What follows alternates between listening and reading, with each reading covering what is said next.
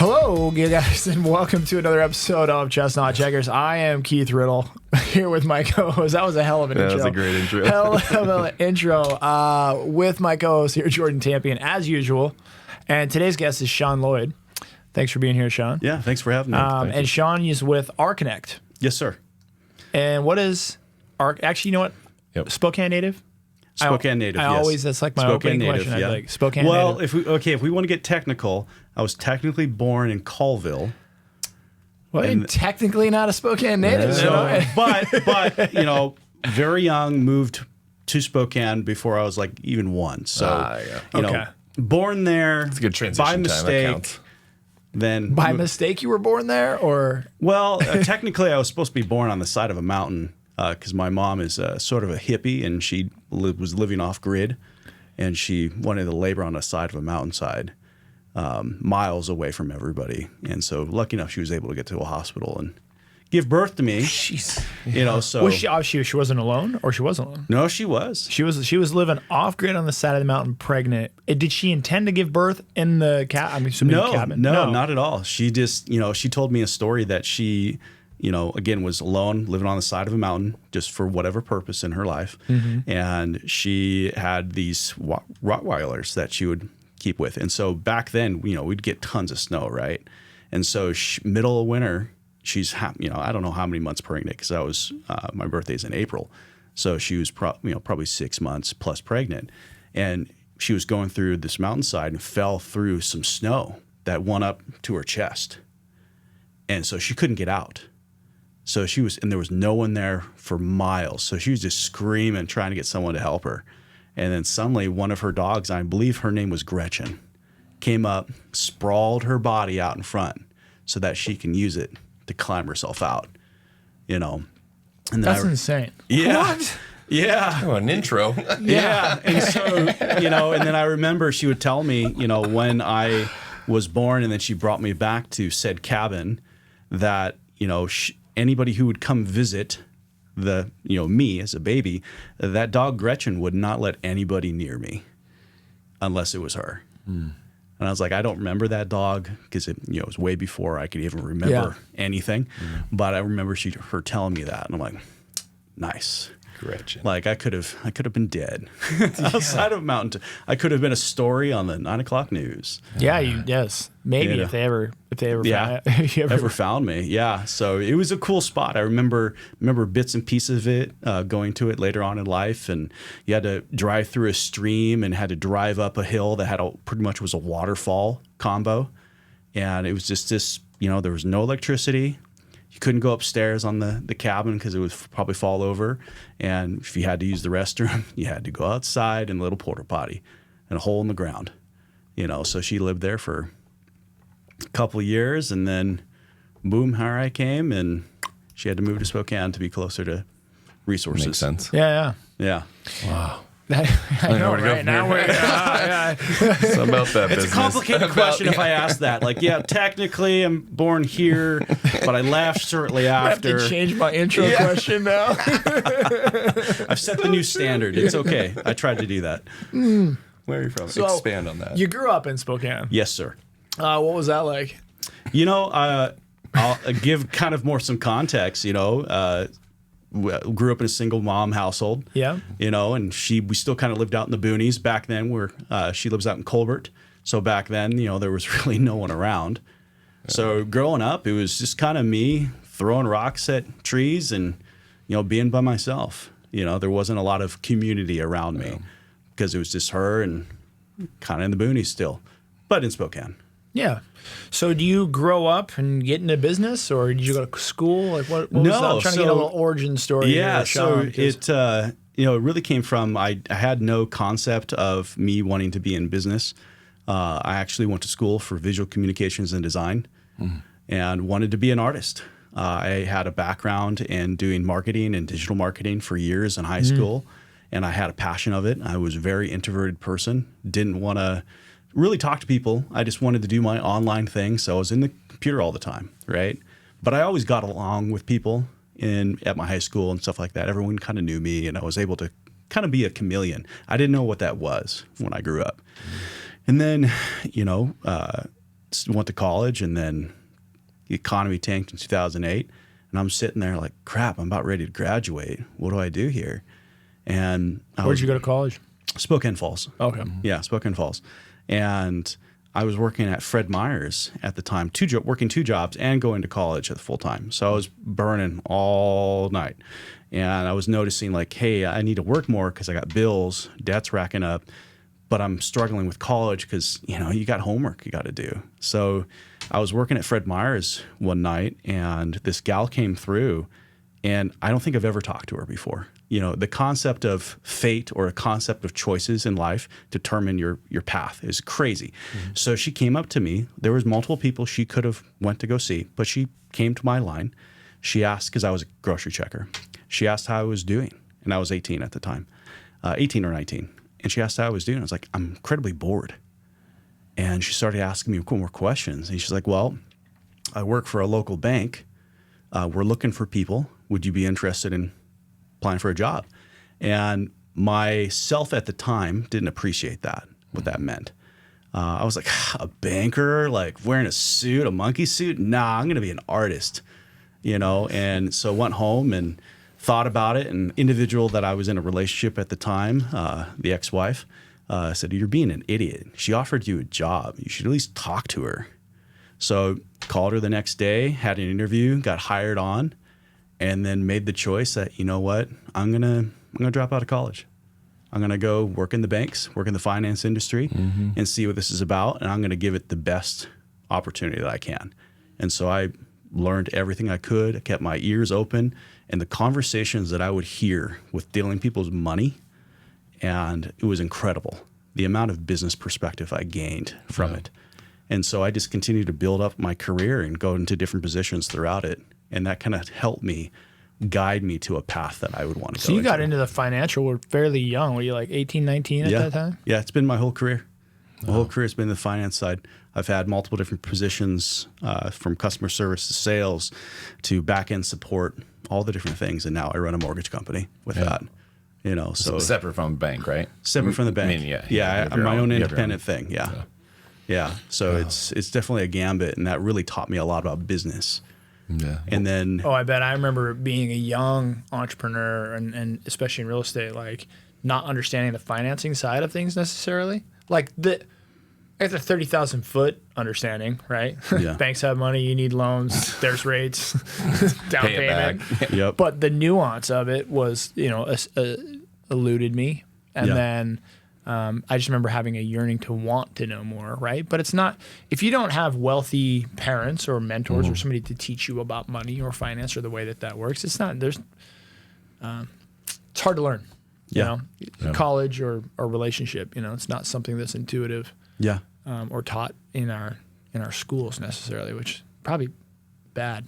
Yeah. No, 100%. And so it kind of leads into with where rConnect is, the biggest thing that I was not in the belief of my mindset when I was young that I would able to do a finance position, because I hate math. I don't like math. It's not exciting to me, but relationships are exciting to me.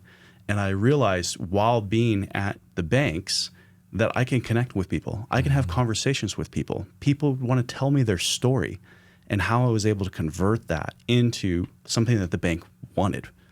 Yeah. So I realized, okay, I'm good at talking. I'm good at building relationships and actually having to be authentic. And so when did you realize that? Within the first year of me working, that people would just want to talk to me like, hey, I'm going to wait for Shawn. He's a cool dude. And I was able to really ask questions more than just the surface level. Were you working at the? Yeah, okay. I was a teller at the time. Yeah, got into a teller and then worked my way into personal banking and then got into lending. Then I've been an underwriter. I've been a processor. I've been an assistant. I've been every gambit. And so the aspect for me with my journey and how I relate to my 2 companies and business is I was dealing with people's money, hundreds of thousands of dollars, millions of dollars type thing, in all different positions that I would handle. And the people that I would work with or run into, the emotions, because when you deal with people's money, there's a lot of emotions with it, right? And if something happens, you're the worst person on the planet to them. So to learn how to de-escalate, learn how to talk to people, to empathize, And so that was just something that was very drilled into me, that if I didn't have that path that I chose or was given to me by me saying I was bored, I could have chose something else. Like, hey, I'm great, thanks. I could have said something else, but I said I was bored. And that prompted that woman to say something, that my whole life has been built on that. Yeah. So it's definitely interesting to me to kind of think of that ideology of choice and what paths can be taken. So when you were working for the bank and you realized you had that relationship connection piece, were they giving you any training around that, or was this just something that was natural? It was just something that was natural to me. A lot of the training that they provided was a lot of sales-oriented training. Like, again, like, hey, sell me this pen. Oh, it's a lovely pen, type bullshit, which I didn't identify with. I wanted to really understand the person and understand the value. Do they really need? What do they need? Not what they want. What do they need? And so it just came down to, it was natural to me. And the cool thing that I identified is the couple banks that I worked for, they did do a lot of leadership training, and I was invited to those, so that would really help out in my development. But I would meet with these leadership coaches, and they would do different assessments, to identify who you are as a person. And at the time, I remember this because I like this movie. You ever heard of the Divergent book series movies? Oh, yeah. Watch movies. Yeah, so at the time, Divergent was... Was that the one with Leonardo DiCaprio? No? That's Insurgent. Oh, Insurgent. Which is also a really good movie. Yeah, that's a good movie too. Divergence is basically 3 classes of people, and then you're divergent from one of those is the idea. Yeah, so it's based off of actual... the concept of that movie is based off of essentially personalities and people and individuals, that you have the different class society structures, and either you can fit into one structure, or you have that character who is a divergent, that they can mold themselves to whatever situation they're in and adapt and learn and be that chameleon within society. And so the personality test that I took and all different things, they did it in front of the class saying, hey, there's a couple individuals in here that based off of this results, they identify with the main character of Divergent, because they're trying to bring something to light of really what is popular to get people to understand. And they mentioned my name and one other individual, and then it kind of flashed to me like, okay, looking at my time in high school and how I was able to connect with every structure in high school, the jocks, the nerds, every little group I was able to connect with. And I didn't understand what that meant at the time. I didn't appreciate it because I didn't understand. And so as soon as I understood kind of that superpower that I was given, that it was more than just the ability to have relationships. It was the ability to be a connector. Yeah.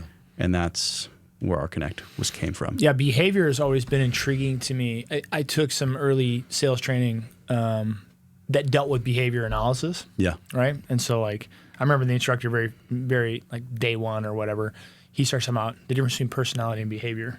And like, but behavior is behavior, it's not personality, blah, blah, blah, blah. But anyways, and then I geeked out on it. So for the years, I'd go to trainings and I'd read books and all this stuff. But what's interesting about behavior is that's like it's like your commitment to your behavior is like one of the things you're talking about. So almost any behavioral assessment, the more advanced ones, will kind of classify people by their behavior. And they say, everybody has all the behaviors, but most people have like ones that are like a strength or a weakness, right? That will rise up or that you'll lean on in times of stress, all that kind of stuff. Yeah. But then there's typically like this fifth measurement, which is like, your commitment to that behavior or your ability to deviate your behavior. So I could give both of you guys a behavioral assessment and you guys could score identical and yet be very different people based on your ability to deviate out of that behavior if it should serve you well, if you needed to. And there's other people who are like, they literally cannot not be them, right? Yeah. Like their behavior is so rooted, but the behavioral characteristics can be the same. Yeah. If that makes sense. And so it's always been interesting to me to, I originally had a heightened sense to learn it because of like hiring people. So I was trying to grow a team or grow an organization, and they were just talking about long-term, the turnover and churn inside organizations can be mitigated by matching people behaviorally to a role. So the first thing you do is you would create a job profile, a role. Like I need to hire a salesperson, I need to hire an admin staff.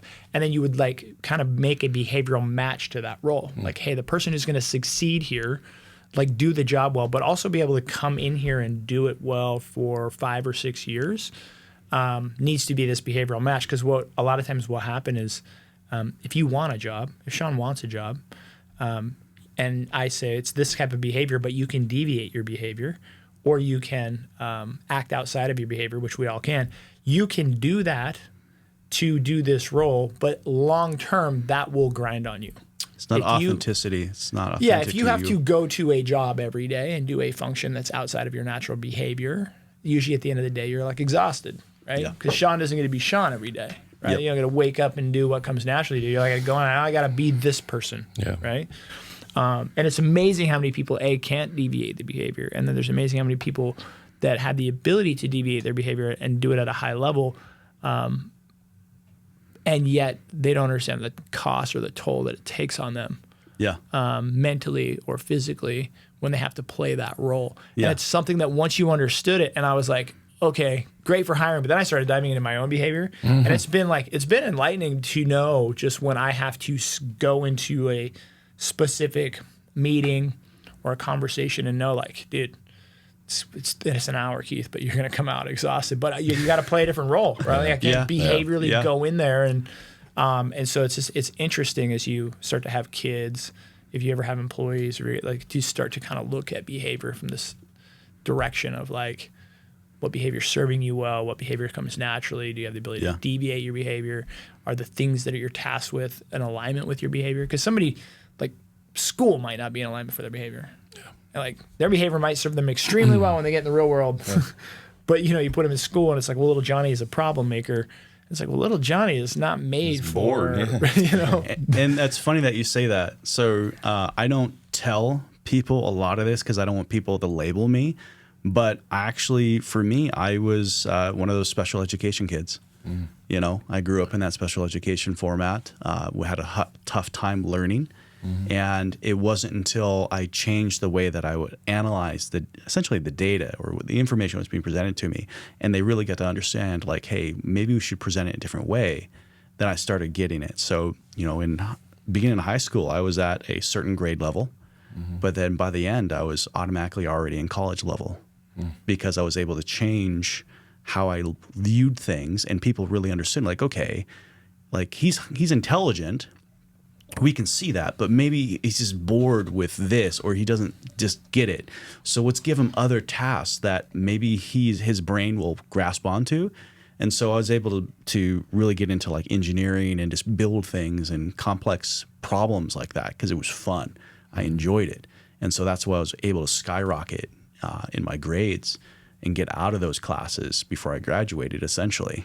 But I spent my whole life, being labeled as one of the dumb kids. And I don't like telling people that because I don't want them to like, oh man, like he has a tough time learning. And I'm like, everyone has a tough time with something. Oh yeah. Sure. But it's how do you let it define you or do you overpower it? And so I was like, I'm going to figure it out. And I tried something different and, applied to something that really identified with me and went with it, and it worked. Yeah. It's super interesting because I always wonder if it's a nature nurture thing with behavior and how we react. Like if you just naturally had that, or if you were trained to develop those skills, because I think it's such a big difference. I mean, being a realtor, you already have a bend towards that if you're decent at it, because you have to meet a client where they're at. It's like to your point, like sometimes I don't want to be the raw guy, but sometimes in a deal you have to go be that guy. And I think so you have professions that kind of bring it out, but I also feel like I've learned a lot kind of through there that helps me navigate in between better.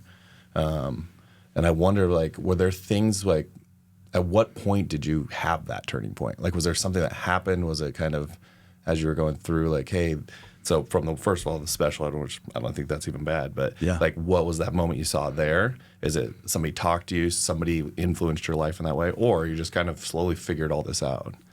It was a combination of the two. Okay. It was more of trying to figure it out, and I wanted to be different. Yeah. I wanted to not let what I was in define who I was. Yeah. And it also came from, grew up single mom, right? And my mom ever sees this, apologize type thing, but again, there wasn't a lot of support when it came to that. And she, we're good now, right? But she was a single mom working long hours. She'd come home, was exhausted. Yeah. So, and now as a parent and as an adult, I get it.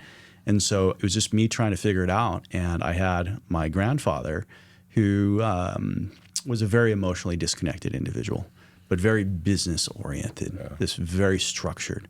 And he would constantly tell me, like, hey, if you don't perform at a level that is acceptable to me, I will disown you, essentially. Yeah. And so it was that constant fear of, and this is where it gets kind of raw, is that I was wanting to belong. Was he talking about behavior, like saying please and thank you or sitting up straight? Or was he talking about like performance, success, like mathematically or success? Or what? Both. Like if I mouth. When did he tell you this? Like how old are you?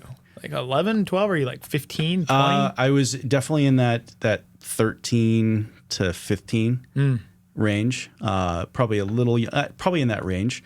But again, I wasn't a bad kid. But again, like I was his only grandson. Yeah. So there definitely was a pressure that was put onto me to perform to what he was acceptable with. And so anytime there was something that didn't align with what he wanted or what his vision of, he definitely let me know that. Mm-hmm. And so as a kid, I didn't really understand that. And that could be tough, right? I can see person's perspective like, oh my God, that's horrible. Mm-hmm. But I'm actually thankful for that. Yeah. Because without that pressure, that external pressure, I wouldn't be the person I am today. Everything that has happened to me in my life and what I've gone through, I'm thankful for it because I look at people that had the best fucking childhood ever. Oh, sorry if I swear. Best childhood ever, but they have no drive in their life. They don't want to do anything. They live with their parents still. They're in their 30s. And forgive me for anybody who lives with their parents still, but still. And so I'm thankful for that, to being so pressured to perform at a young age and that kind of threat where he was the only really male figure I had in my life, that I have to find a way to please this man, right? Because I was always trying to find that validation. Yeah. Do you think that's where some of the duality in the personality came from? Like where you kind of had to adapt to, depending on who, your grandpa, your mom, then at school? Because I feel like you fit really well in, right? Yeah. I mean, I just met you the first time at the event, and it was like, oh, you're super personable. Like, and I don't think everybody has that innately. Yeah. But do you think some of that bred from there? Or? 100%. It was trying to adapt and try to feel validated in the moment. And so that became my crutch, per se, right? But I've taken that. I've been able to adapt to it where it has excelled me to where I am today.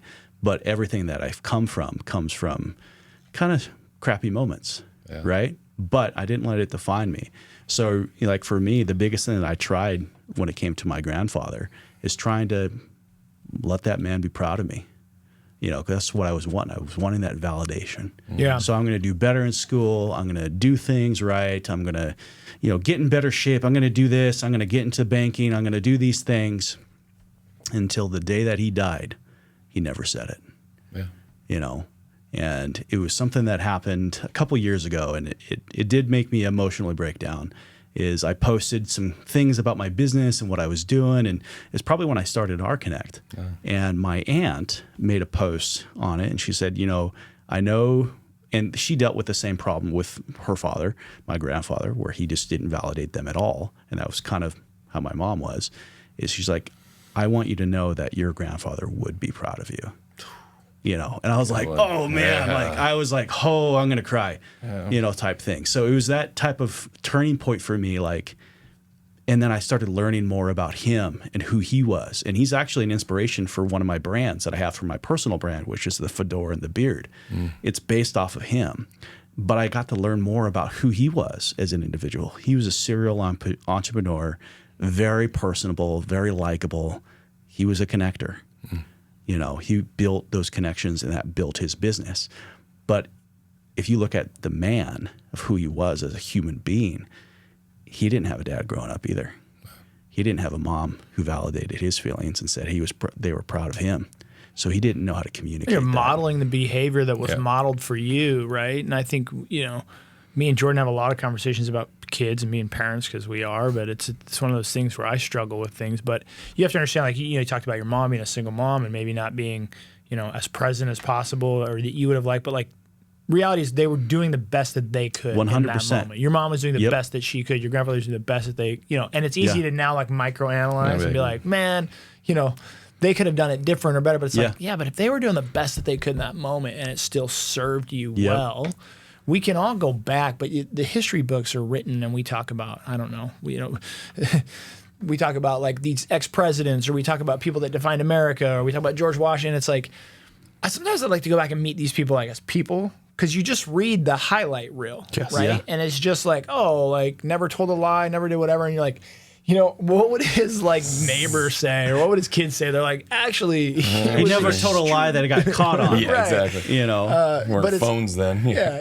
It's funny that what the point I think I'm trying to make is that how important it is to realize that a lot of times, looking back at your adolescence, there are a lot of adults that I say deal with, that I interact with that have issues about growing up and their parents or how they were treated or this that the baggage that you kind of carry with you, feeling wronged or whatever, and it's a failure to recognize that for the most part, specifically people, parents and whatnot, they're doing the best that they can in any given moment, the way that they know how. Yeah. But that takes some real kind of emotional intelligence. Yep, and not a lot of people have that. Or some maturity, some wanting to understand and not have the victimology language of like, and this is why I am the way that I am because of this person or this thing. It's a failure to own yourself. Yeah. It's an escape for you to be able to point the finger somewhere else and be like, this person, this is why.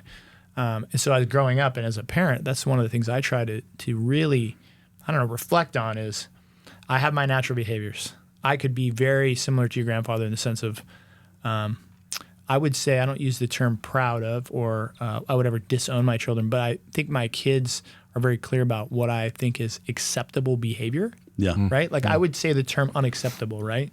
Dinner at a restaurant, kid throws a fork. It's like, hey, unacceptable. Like we don't like that. That's how I would speak to them. I would say you're a bad kid, but like dad is very clear about like that is unacceptable behavior in this family and in this manner. And I don't feel bad about that.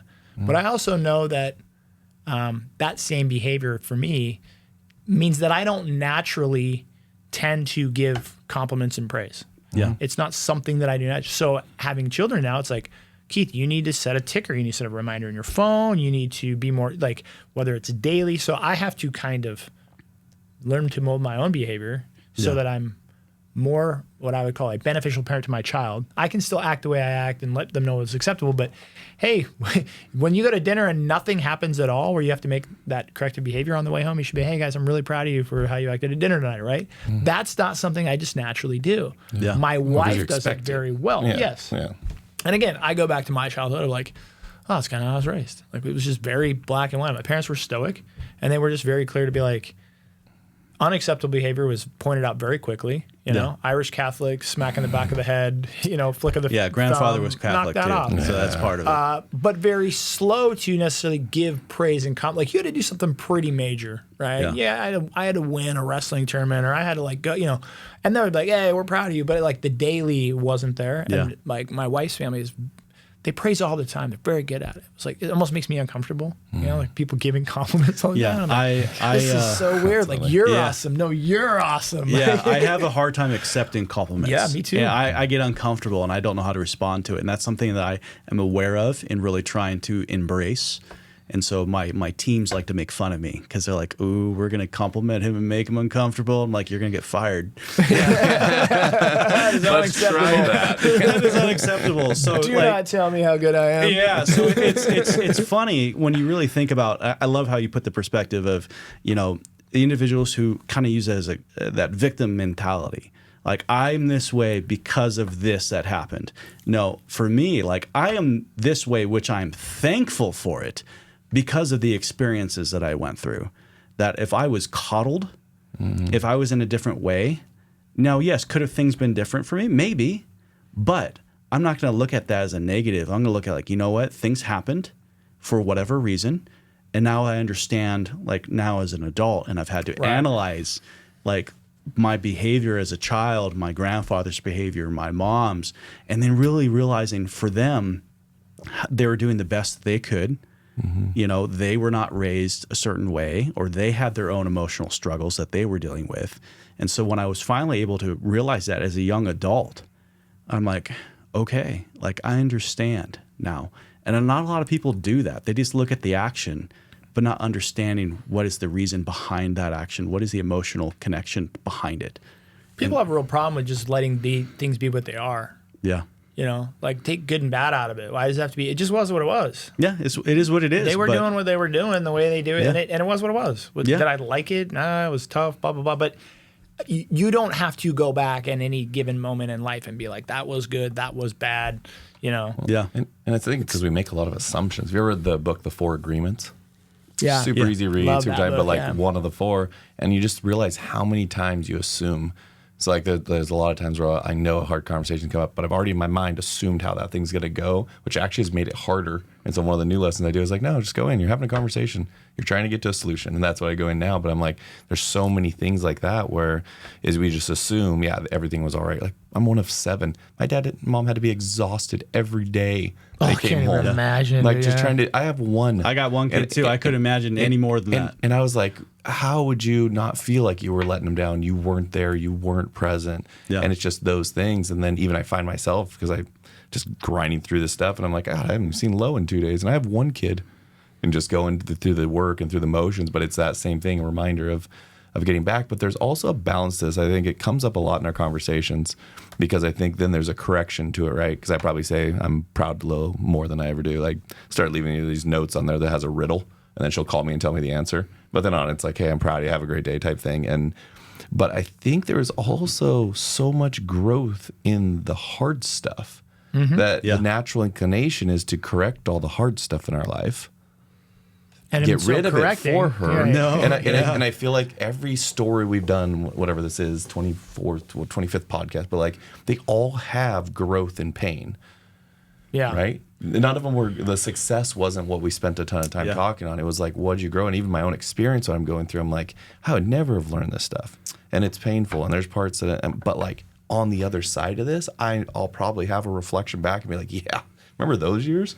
Luckily, I learned that because now what we're doing requires X, Y, Z, right? Yeah. And I really hope it's the 25th podcast, because that would just, it's 2025, 25th, really pumps my ego a little bit. So make some corrections if you have to. Okay. This is how little I know. I said this to Brennan and Jordan last week. I was like, what are we on, like 8 or 9 or something? Like, dude, It's all blurred together. Yeah, let's just push this off till 25th. they're like, Keith, you were in them. But yeah. That's you funny. were actually Let them, there. yeah. And so you made a comment of people wanting to change the past, right? Yeah. And I've had people, it's like, well, gosh, if you could go back in time, would you do it over? Would you do it differently? Would you want it to be different? I'm like, no.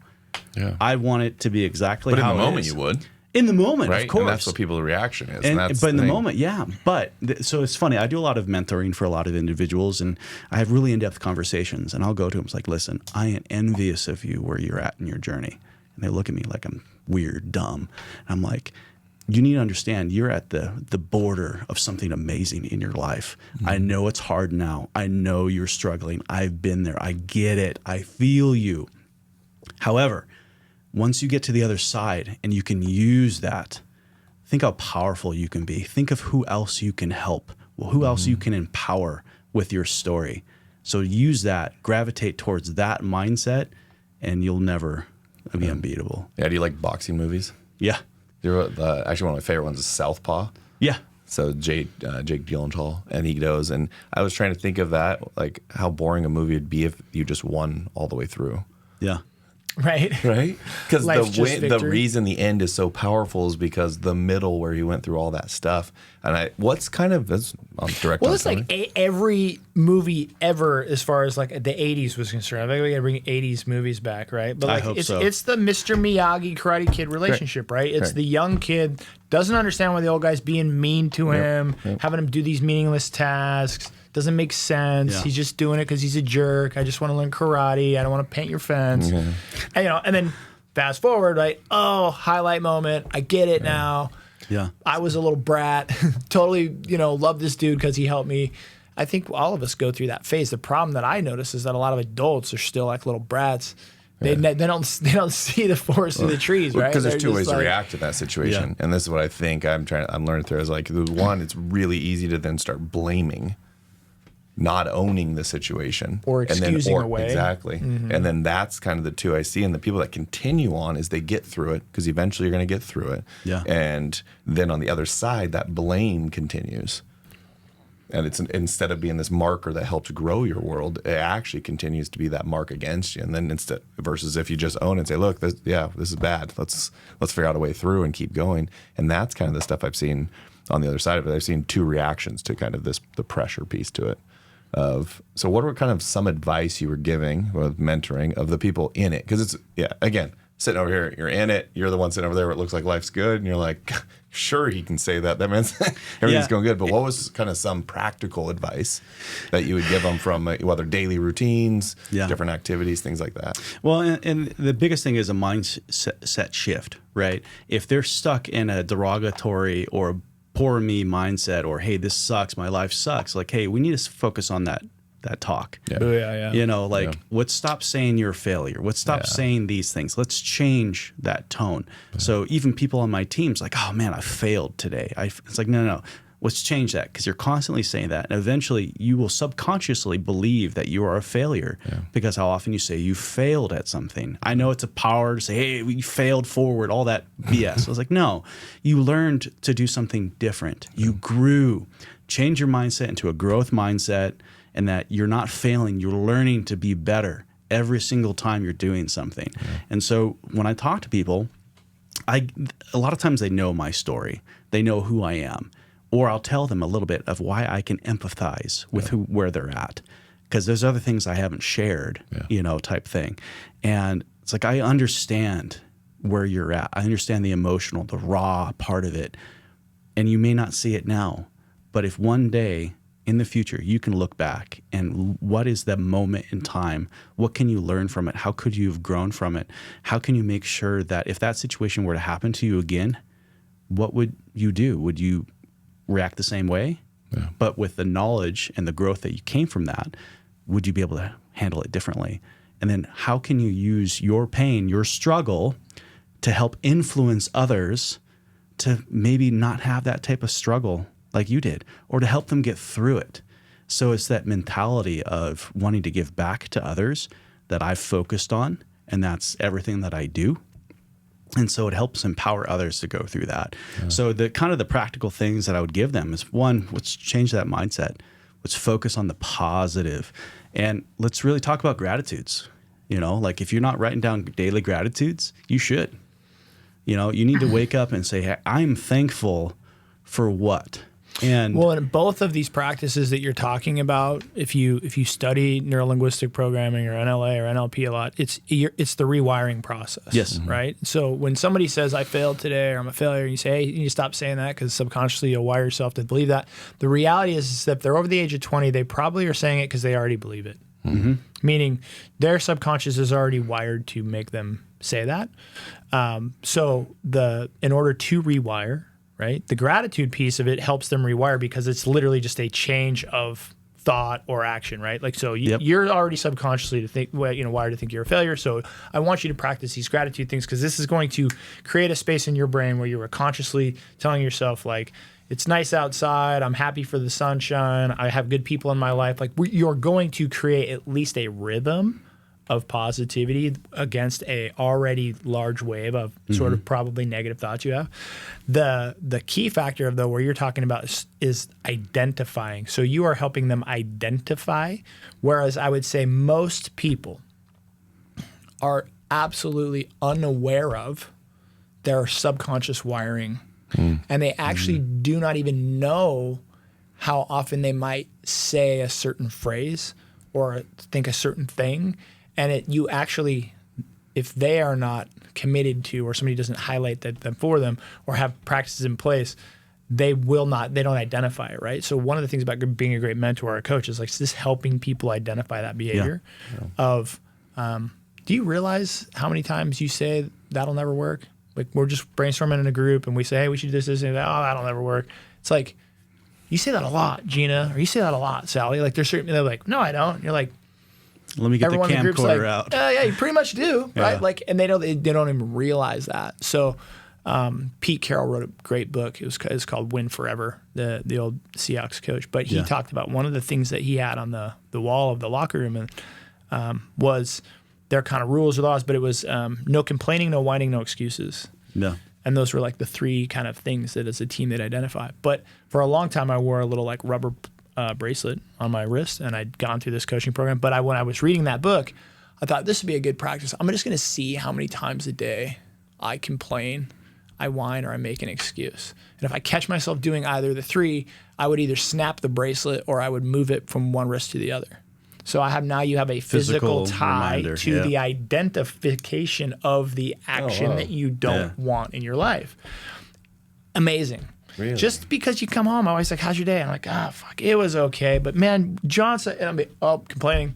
You're complaining. And I'd have to be like, snap. And you start to realize, hey, it wouldn't be a ton, but it'd be like, okay, I'm consistently complaining about something 3 to 5 times a day. The mixture between there and whining is, whatever, or like making an excuse. Well, like, I was going to do that, but it's like, shit, if it's happening 10 or 15 times a day between the three things, how subconsciously hardwired is that behavior? Yeah. Right? It's there. It's concrete, So now the activity is the identification is over. Now it's the rewiring. Now it's like, okay, how do I now not complain? So what am I going to put in place of complaining? So that might be an affirmation. Yeah.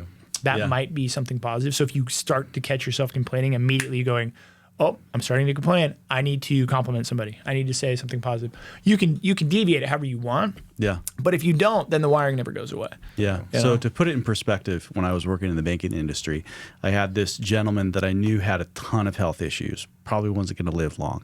And every day I would see him, he'd come in, check his balance. He had more money than I would ever believe.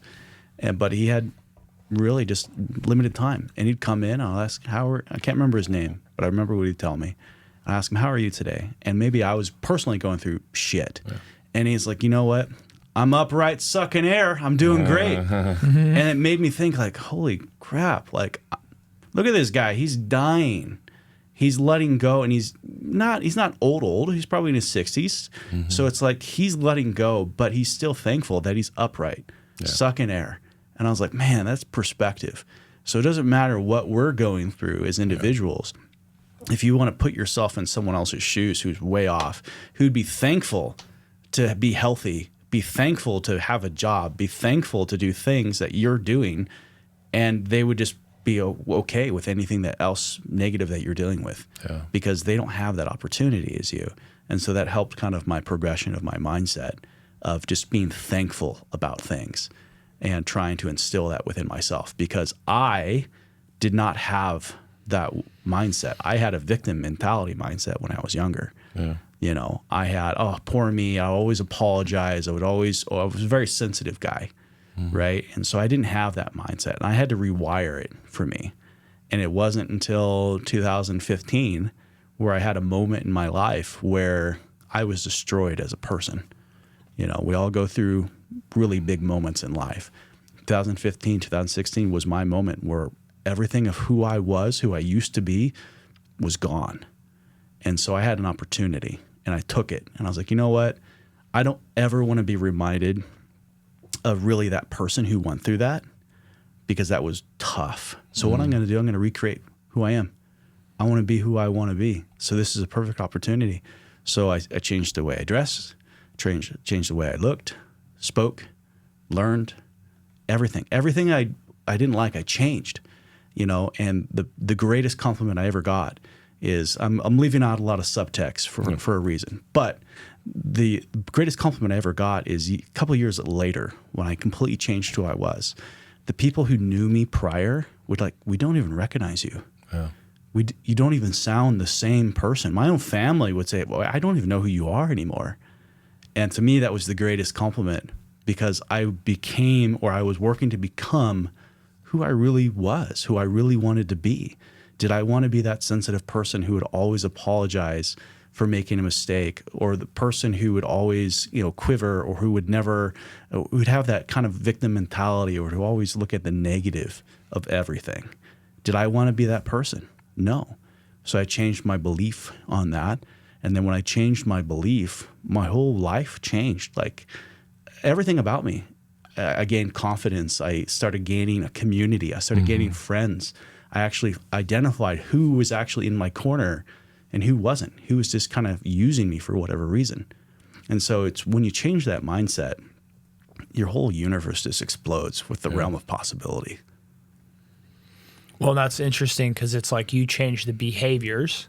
Like going back to that previous conversation of the reason change is so hard for most people is they surface level tried to change either behavior or activity as opposed to attacking the underlying thinking, right? The root cause. But the reason that it works as well, like people go, if you really want to do it, change the wiring.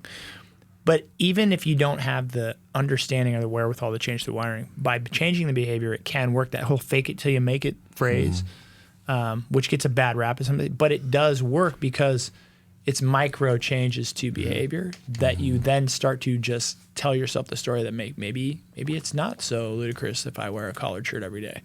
I'm not a collared shirt guy, but you've told yourself that story your whole life, and you wear a collared shirt for 3 days, and you're like, maybe I am a collared shirt guy. People treat me different when I wear a collar. And so you start to make these micro changes by changing behavior. And so the other thing I would say that is interesting about that, though, is you mentioned that on the backside of a very difficult situation. Yeah. And I would say that historically, that is a precursor to change. Yep. So behaviorally, people are not going to change much post like 25, barring a life-altering situation. Yep. Car wreck, somebody dies, getting usually a bad event, right? A divorce, like there's usually something, and then that is the moment where even if somebody's 35 and their behavior is very seated, they just have enough, then that moment is the catalyst. Yeah. Yep. So the hard part for change with people, or if you're listening to this and even thinking like, I'm not where I want to be in life, is like, I wouldn't recommend waiting around for a shitty life moment. No. Right? Like that's the hard way to do it. It does usually work. It is effective, but start more with like the visualization of what you want and the identification of your current wiring, and then start to make the micro changes. But a life change will do that. Yeah. The biggest problem is a lot of individuals are not self-aware enough to understand. They may have the sub level or the top level. Like, I would like to be different. I would like to change, but they're not willing to really self-analyze themselves on a deeper level and really admit some things about them to just like, what, this is the reason why this is like this in my life. Like, I'm homeless or I can't keep a job. I have an individual that I tried to mentor.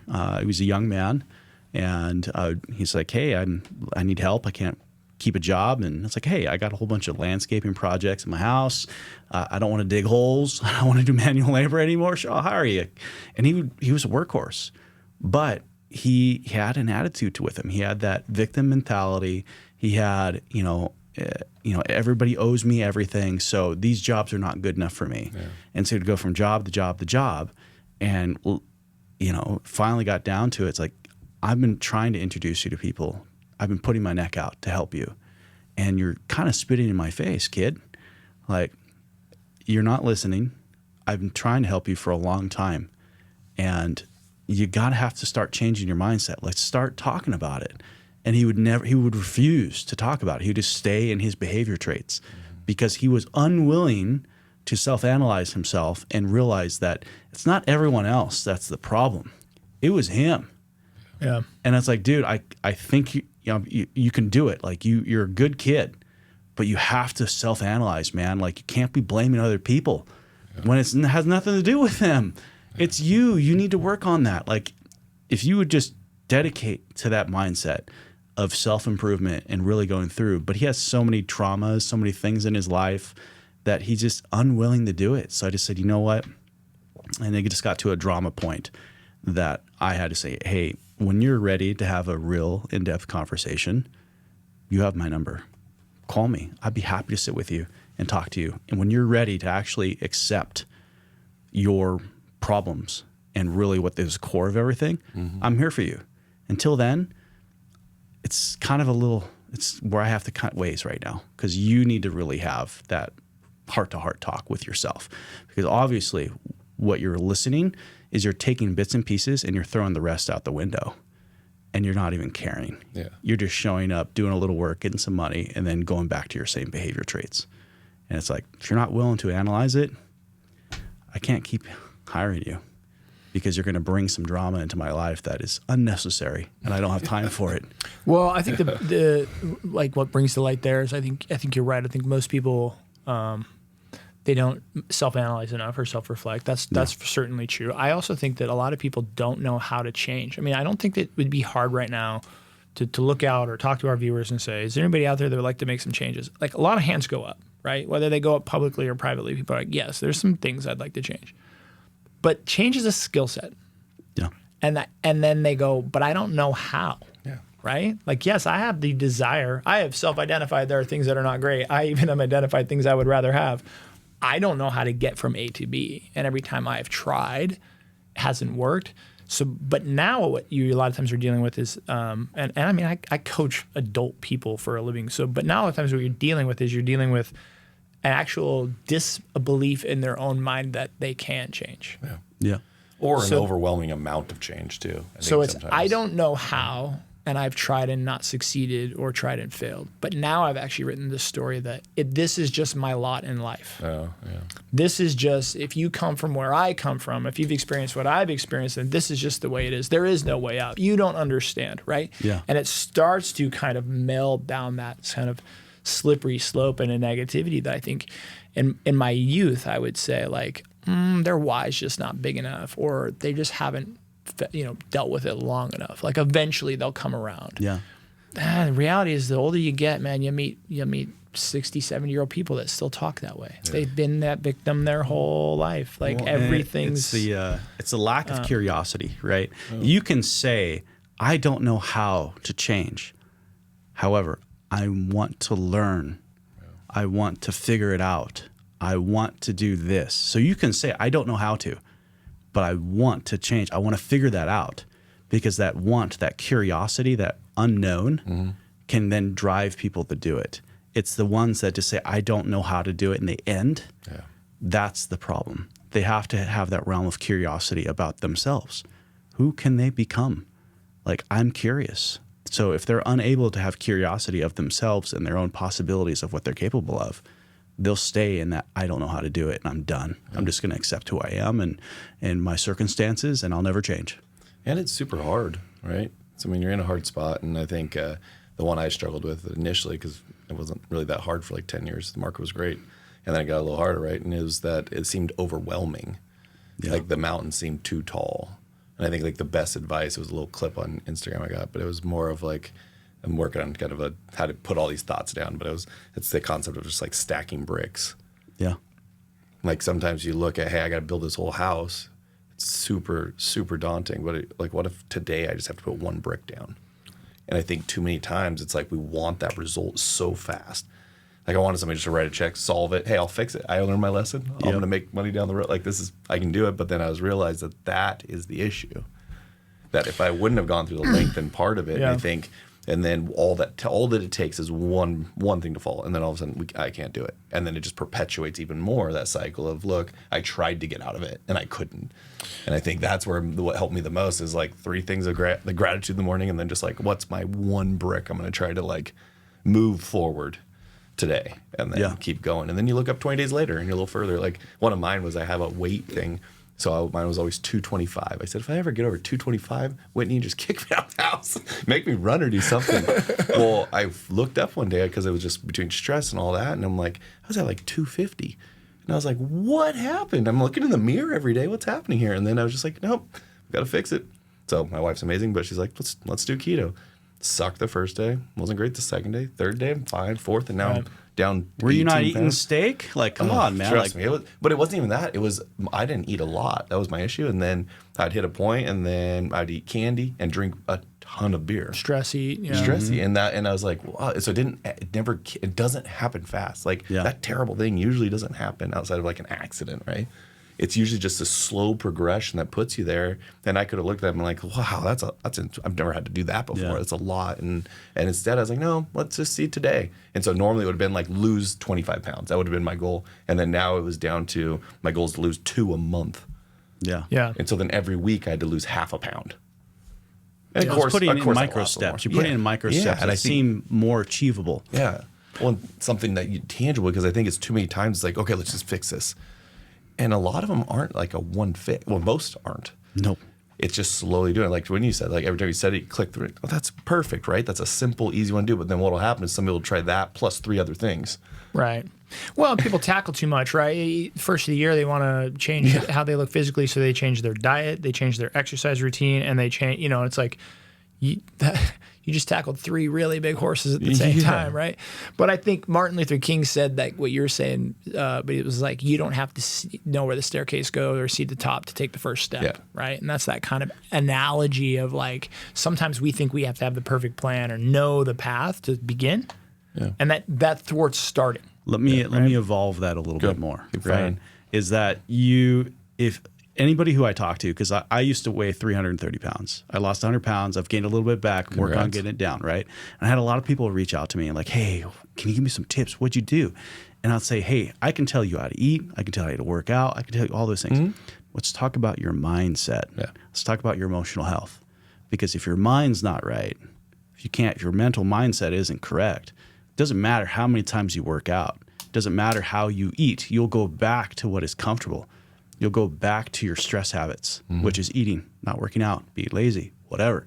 So it's like the aspect of you can do 3 things. You can change how much you work out, what you eat, all those different things. But if your mind isn't the first thing that you work on, all those things will eventually fail because you'll go back to what you went to.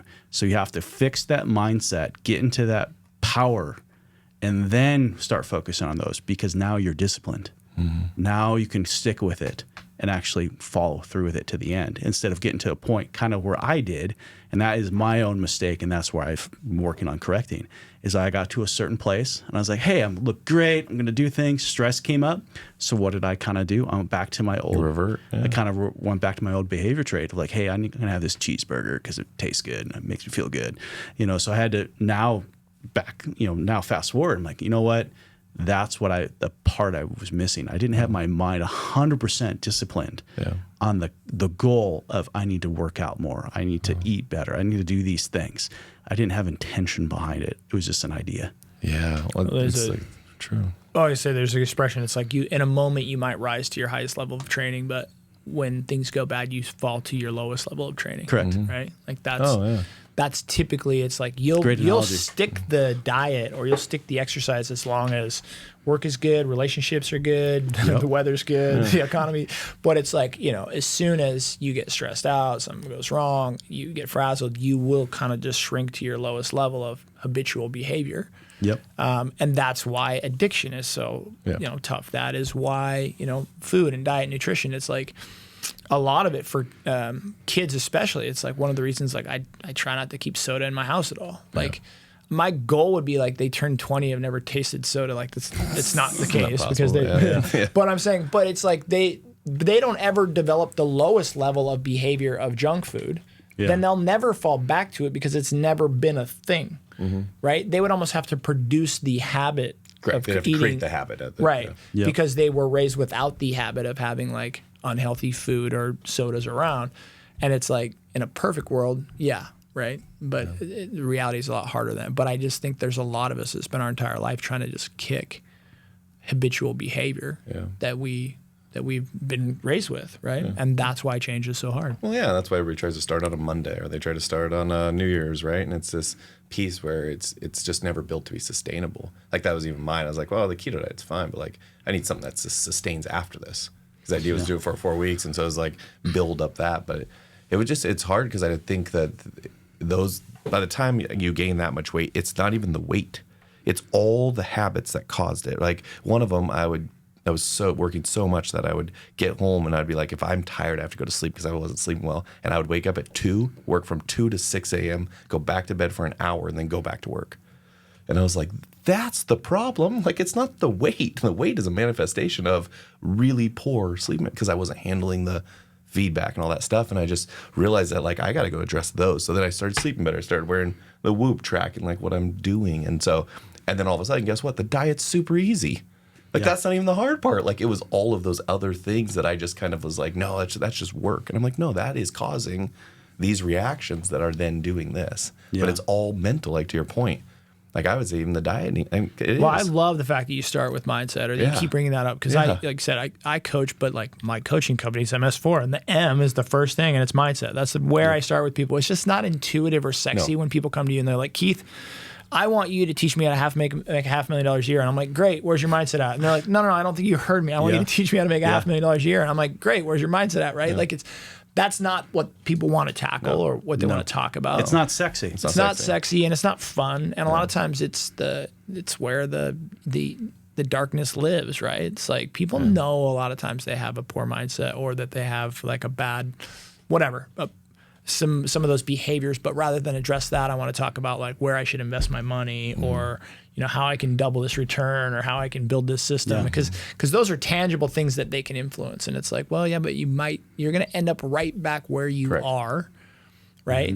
Maybe even a worse spot if you don't fix the underlying root, which a lot of times goes back to that mindset. It's just this elusive thing. So I was as well coached from mindset, but I also coach from like identifying inside of the mindset the levers that we need to discuss. And so a lot of times people associate the word mindset with just like some high school football coach yelling at halftime, and it's just like, pull your bootstraps up, boys, we're gonna do it. And you can't bootstrap it, right? Like at a sophisticated level. Like as an adult, when you start to realize that you want change in your life, that you've tried things that haven't worked, that you need to figure something else out, then it isn't not just like try harder or bear down, right? Like we need some tactical tools here to identify poor behaviors, to rewire your thinking or your subconscious mind.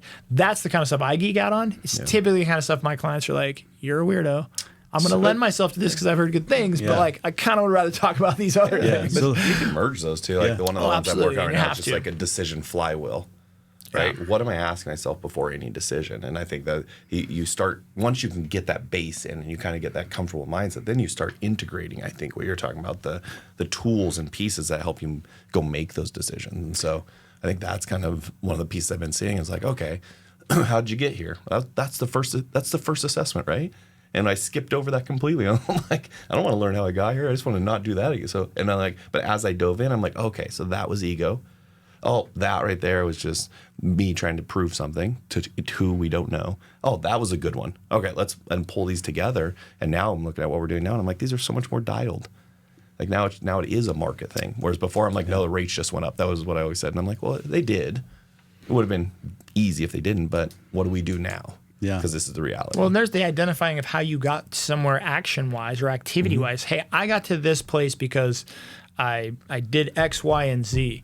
But that's not addressing like, well, why did you make the decision to X, Y, and Z, right? So, like I got financially broke because I bought a big building at a too high of a rate and I underestimated the expenses. And it's like, yeah, but what drove you to make that decision? Like ego, arrogance, trying to stick one to the man, proving people wrong. Like, okay, now we're having a conversation. Because like I said, you're going to end up back here.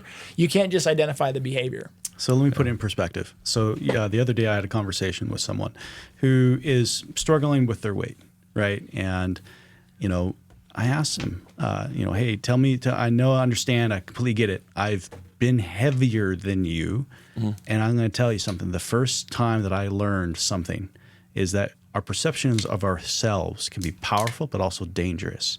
And so he probably perceived himself as this unfit, unhealthy, overweight guy. And he was unwilling to really change that. I said, hey, I would love the opportunity to take you to like Men's Warehouse or a clothing store. I want to get you a really nice button-up shirt. I want to get you a nice pair of trousers that actually fit for his body type. I love that you call them trousers. I want to get you a nice pair of outfit, man. Because I can tell you that when my heaviest, when I learned how to dress a little bit better and the confidence that I started to build within myself, the compliments that I would get, like, hey, you look great today. That's a great outfit on you. Like, it started to help me change that in wiring in myself. I'm like, okay, it's how I perceive myself, but it's also an exterior of how perception is received. Yeah. So like, if I dress better for my body, then I can start feeling better about my situation, not to accept it, but like, you know what? Okay, I'm going to start. It is kind of superficial. I get that. But if you can, like, you know what? I'm going to get a nice pair of shirts. I'm going to get some nice shoes. I'm going to go out there. I'm going to own it. And then you start getting people getting some feedback from it. I'm like, oh, all right, cool. I wonder what it would look like if I continue to focus on that and focus on how I want people to perceive me. And then that's what I did. And he was like, yeah, I'd love to do that. It's been something on my mind trying to figure out how to do. And I was like, I got to hook up. The biggest thing I learned is I probably shouldn't say this on, you could probably edit this out, is that I learned when you want to know how to, edit this out. I don't think Brendan actually edits these. So. Oh, jeez. Edits, Brendan's sleeping. We're one-take wonders over here. Wake up, Brendan. I mean this with the utmost respect. There's no racial, there's no bigotry, nothing. I 100% respect this. If you want to learn how to dress and be confident with who you are and the way people perceive you physically and on that fashion level, go find either yourself the gay man or the black man. They will teach you how to dress because they are always looking so freaking fly. They look tremendous. So I went in the men's warehouse. Like West Coast white guys are always in a hooded sweatshirt. Yeah, t-shirt and shorts. Yeah. I'm just getting more comfortable shorts. Yeah, I went into a men's warehouse and I was like, okay, I need to find that person. And then I found this guy who was wearing a tweed suit. What a player guy. He has 6 kids, 12 grandkids. And I was like, I need to talk to you because I think you can dress me. And I told him, hey, I love fedoras and here's kind of my brand. He's like, I got you, brother. Of course he does. And he's like, here you go. And I was like, oh, so he's my guy. Every time I need a suit, anytime I need anything, or anytime anybody wants to get some sort of fashion advice, like, hey, let's go to lunch. And then guess where we're going to go? We're going to go shopping. Yeah. We're going to go, it's like, so I'm acting like a bunch of girls. Like, we're going to go shoe shopping. Yeah. Like, literally what we are. Like, hey, it's okay to, like, pamper yourself like that. Like, I'm going to take him with his brother. I'm going to go over there. Going to give him some nice hookup for some nice shoes and pair of trousers and a shirt. And he's going to look damn good. Yeah. And he's going to walk out of there feeling like a new man. Yeah. And that's the point. Well, it's effective, right? I think if sometimes I'm talking high level subconscious rewiring, blah blah blah blah blah. But if that doesn't mean anything to you, effective behavior is literally just like that. Show up the way that you envision yourself would need to show up to be who you want to be. Yeah, flat and simple. Exactly. And I when I first got into real estate for probably the first 5 or 6 years, after my first year, I wore a suit and tie every day, like every day. Blue blazer, red tie, white shirt, tan blazer, like a suited up, right? We called it suiting up. Yep. But what's interesting is I can vividly remember the mental shift that would happen when I cinched up the tie and walked out the door. It's like your armor. It was a mental change. Yeah. Like, after a while, I started to dress down, and I noticed that, and I was like, listen, I act different. I show up as a different version of Keith. Yeah. When you have to show up in a suit and tie every day, then if it's like, it's easy to show up in flip-flops and shorts, but then all of a sudden my behavior is matching that. Yeah. I'm more relaxed. I don't take things as seriously, or you know what I mean. And to me, that was just an aha. Like as a young business professional, being like, you know what, Keith, I don't really care what other people think, but it matters for you how you show up because it's a mental switch for you.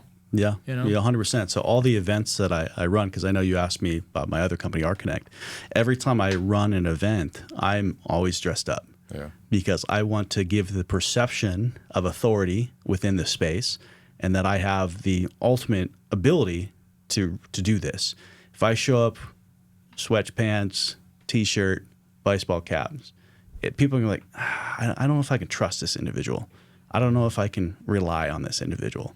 So Yeah, and it works both ways, right? Like one of our previous guests, Evan, was talking about he likes to wear a backwards hat and a T-shirt and a Rolex and a T-shirt, and the guy's a baller, man. But his authenticity, I think, comes out that way. I don't think he loses anything. I don't think he loses anything, and he actually might even be able to be better his way.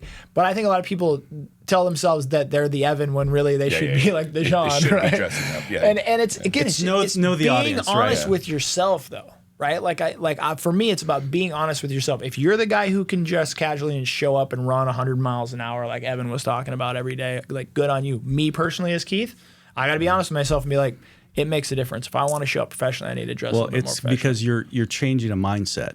So when you're, like you said it, when you're putting that suit on, you're putting that button up, you're doing that tie, there's something that clicks in your mind. It's business time. Like, this is time to perform. It's a physical anchor, like that's wired to a mental anchor. Correct. And right? so when I put that on there, I know, like, that's the reason the snap on the wrist. Like it's a physical thing, right? Yeah, a physical manifestation. You'll see a lot of like a wrestler or football, like a lot of sports guys. Like before they go out, they'll do a certain physical thing, right? Like they knock on the mat.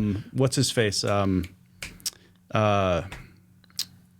He did a Netflix show with Logan Paul, the boxer, the famous boxer. Yeah, Jake Paul. No, Mike Tyson. Yeah, Mike Tyson. So Mike Tyson will always pull on his ear, right? And it's a physical manifestation for him to remember something.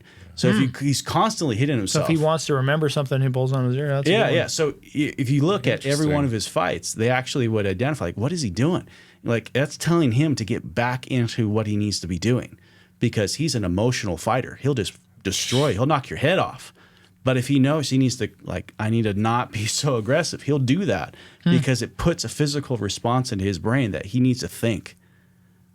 So it's interesting that you do that and that others do it. Is that they're creating a physical response that forces them to think about what they're doing, and is that the right route that they want to go. Yeah. So it's cool. Yeah, my brother Joel's big on it, but that's what he kind of, when I was hitting the deficit, I was like, I dress casually no matter what. So I kind of stayed the same motivated, but like my office was a mess. And then he just finally came one day. He said, "Clean up your office, man." And so I'm like, "I'm too busy. I can't." And he said, "Just clean up your office." And so I've like started cleaning it up, and then I sat down. I felt better. Everything felt better, and I'm like, "Oh man, you were right." Yeah. Like, so now I maintain a decent, pretty clean office. Don't come to my office. It's pretty. I'm working on it. I kind of just shove shit in the closet. Yeah. And I think you have all those parts because I wore suits, and it's like they don't change how I think. I just had this one experience where one of my investors came in, and when I met him, and he had shorts, a backpack, a shirt, and you have no idea what he was worth and what he was, and we'd go get these properties, and I'm like, all right, that's my new goal now. So I got to be able to wear shorts and a T-shirt and go get a $20 million loan. Because it's what I know that I'm doing. Yeah, right. And so I do dress up if I have to go to those meetings. So it's just like knowing the audience, knowing the time to put it on. Yeah. Like normally, I'll wear this type of stuff. Yeah. Like meeting clients, I'll wear something similar. But if I'm in front of an audience, that's where I try to change the perspective of how I want to be viewed. That makes sense. Yeah. So we've kind of talked a lot, and I know you guys asked me about rConnect. Yeah, we haven't even talked about We haven't talked about that. Hey, We're just connecting. This is Shawn with rConnect. Hey, You a Spokane native? Oh yeah, close. Yeah. Tell us about rConnect. Give us so kind of it gives you perspective of kind of who I am, right? And that's kind of was kind of the point, right? So I would go to all these different, and I will say, networking events.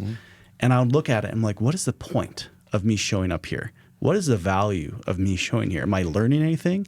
Am I actually meeting with people that actually want to build a connection with me? Yeah. What is the point? The goal, everything is you go there and you get as many business cards as you can and you follow up with a lot of people.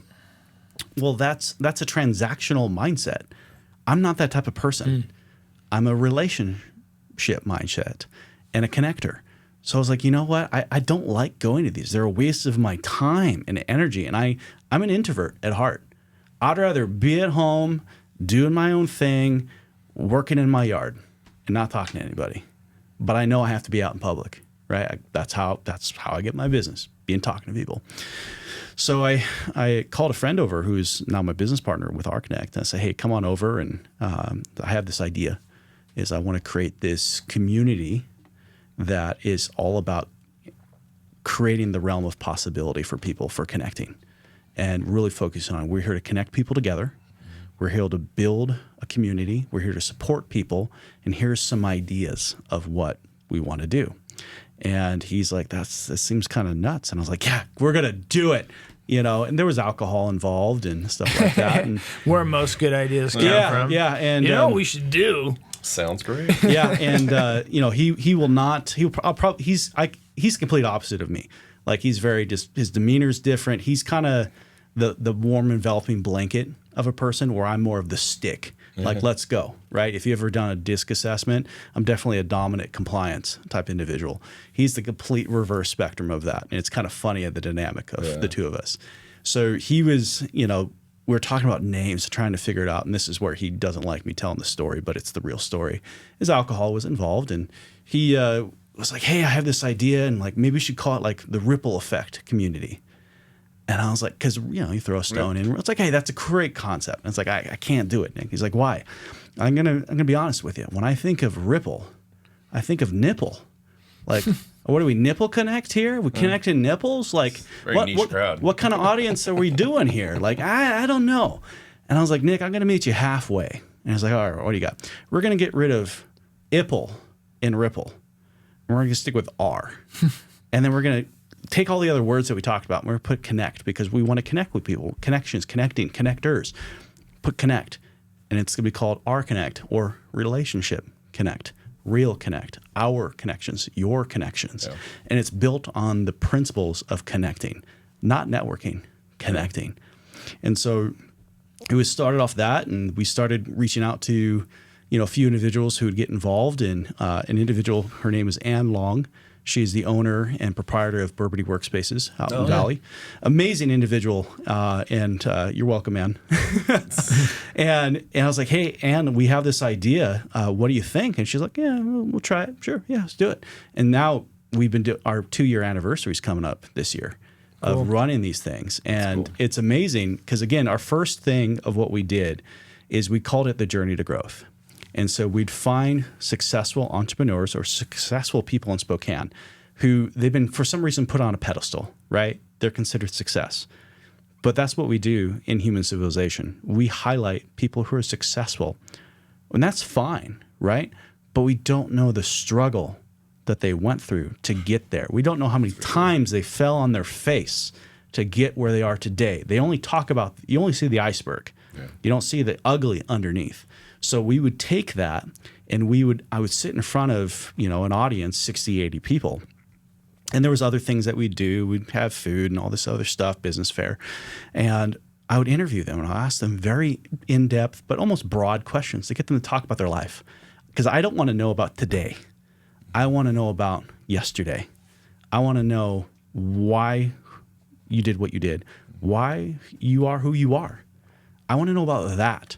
Because we're creating that realm of vulnerability that people can talk about their struggles, their valleys, that people in the audience can be like, wow, this person's really successful and they've struggled so much to get there. Like maybe I'm there in my life, in my career, who I am, and they got through it. And so it became a motivational event where people were seeing these highly successful people and just like, they're normal people, just like the rest of us. They've just learned to keep going after they've fell down. And they kept going and going and going. But they created something for themselves. So it was to highlight that struggle, that concept. And really, so we're like, okay, we have that. And then like, what else can we do? What else, other opportunities can we do? So we created our workshop series, which is called the Learn to Grow, where we would identify individuals in the community, business leaders or entrepreneurs or actual business coaches who had a message, who had something to teach. And we'd essentially curate an event where we would create the car and we'd fill the seats, we'd do everything, and we'd give that key over to that presenter. Say, hey, here's the key, you get to drive it, let us know when you're done, boom. And it's just creating the realm of possibility that to get people in, they want to grow, so we're giving them a platform to grow within and learn something. And it's not boring. It's actually beneficial. So we have that. And we only do these events once a quarter, each one. Yeah. And then the third one, which Keith was part of earlier this month, Nice. is the Mastermind I Connect was the event. example of the guy who just keeps struggling. Had to bring it in. They're like, there's the successful guys that struggle, then you don't know their story. Yeah. And most of you are struggling. Keith has been struggling for like 20, 30 years now. Struggle is He's real. an anomaly. Yep. No, I actually came just as a I don't know what you call it, a participant. Yeah. Right. Oh, and so I was able to kind of have just a bird's eye view of the whole thing, but it was cool. It was really cool, man. It was. Yeah. It's a great way to connect, I would say, all levels of entrepreneurs and allow a natural process where younger and newer ones can learn from older ones, and older ones can highlight their stories. And it was so I'll give a little bit more of a tribulations, so- context for the listeners. So what we would do is we identify business leaders or mentors or business coaches who really want to give back. Okay, they're at this stage of their life, like, I just want to help people. I'm a giver. I've had my struggle. I've had my whatever.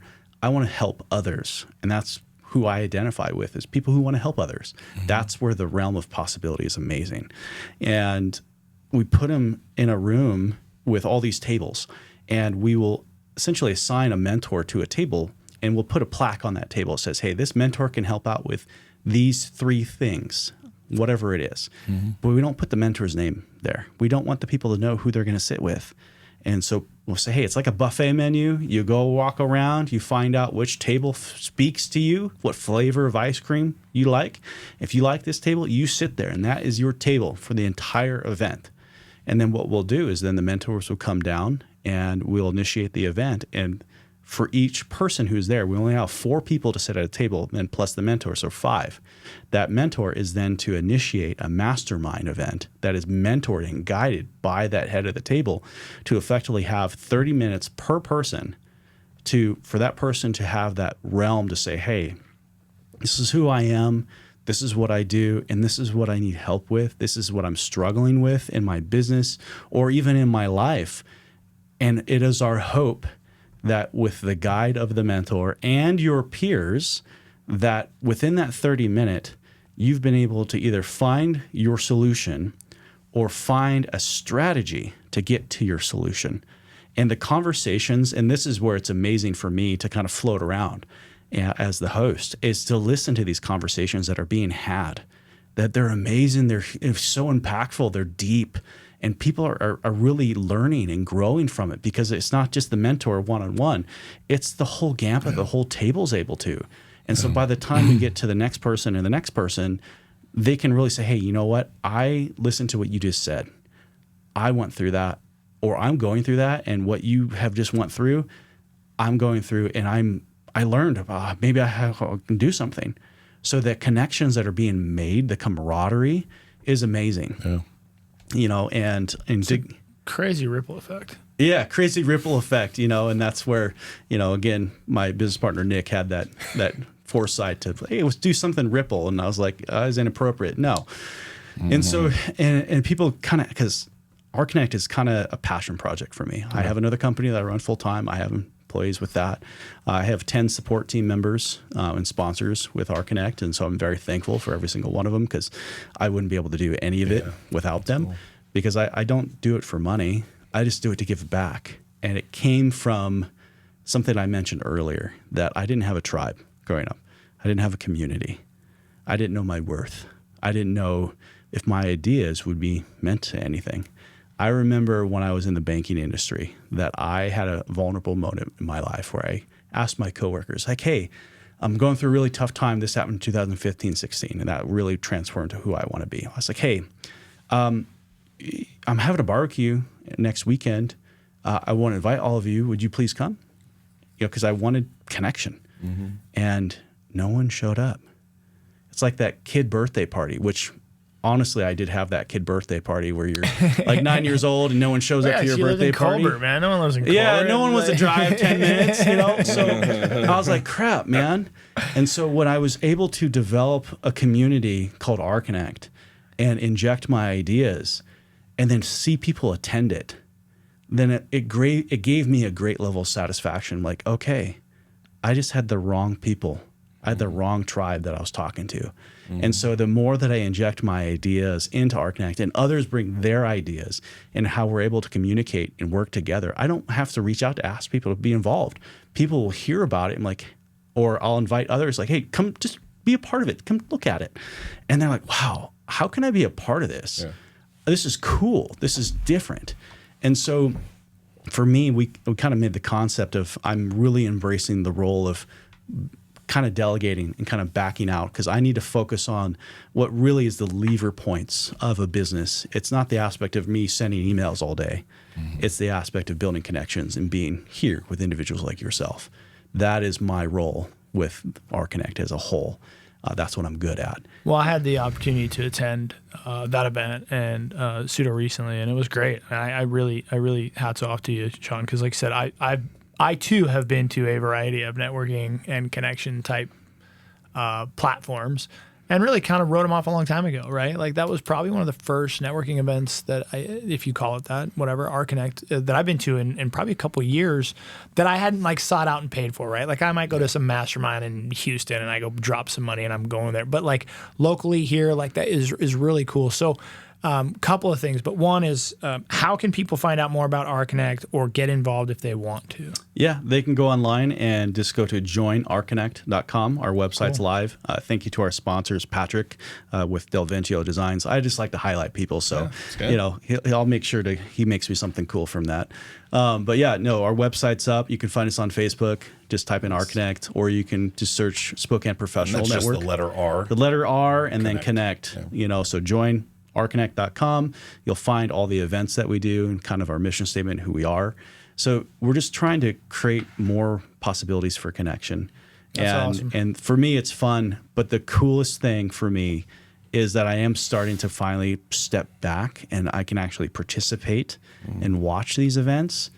It's emotional for me. I'm going to be honest with you. It's to sit there and watch something that you've built and see people that are enjoying it and they're learning from it. And I'm like, wow. That's where it. So if you do come to an rConnect event and there's a bald guy crying in the corner, staring at you in a really nice suit, let me be in a fedora. I'm enjoying myself, because it's fun for me. Because again, you go through these points where you didn't have a community, right? And I thought about it like when I was creating rConnect and bringing all these ideas with my business partner online. I thought about, okay, when I first started in business, when I was just a kid, 18, 19 years old, working like in that environment, what would have been beneficial to me? Yeah. What would have I enjoyed? What would something I would have connected with, right?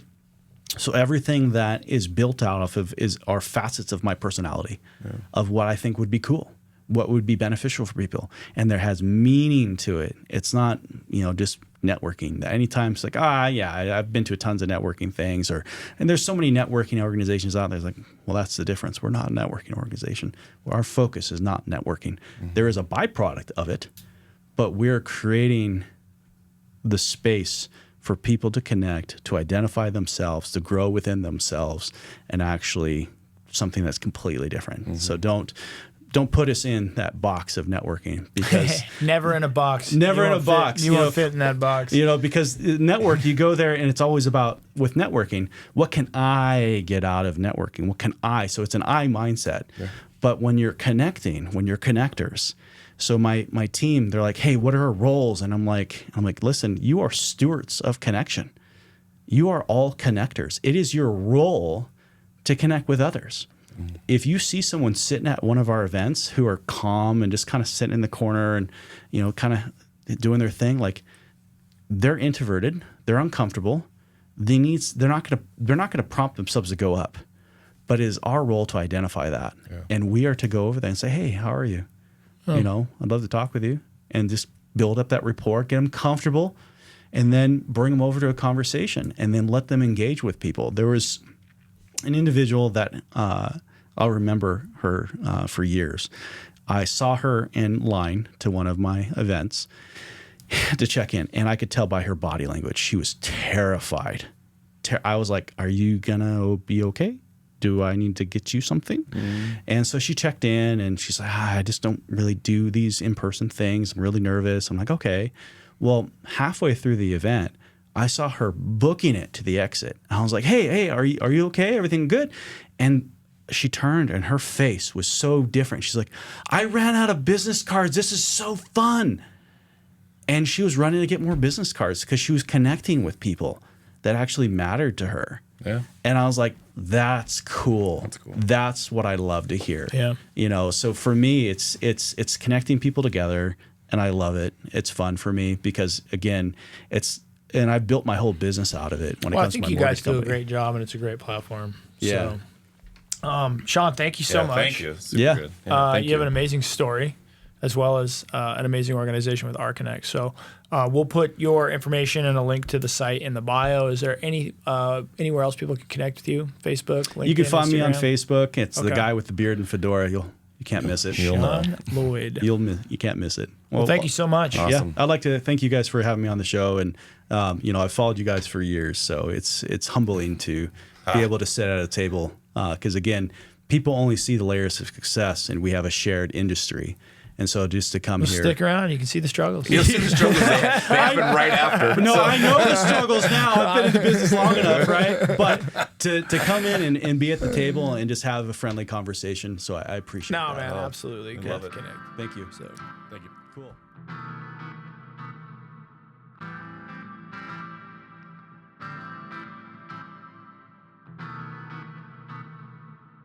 All right, you guys, thanks for listening to today's episode.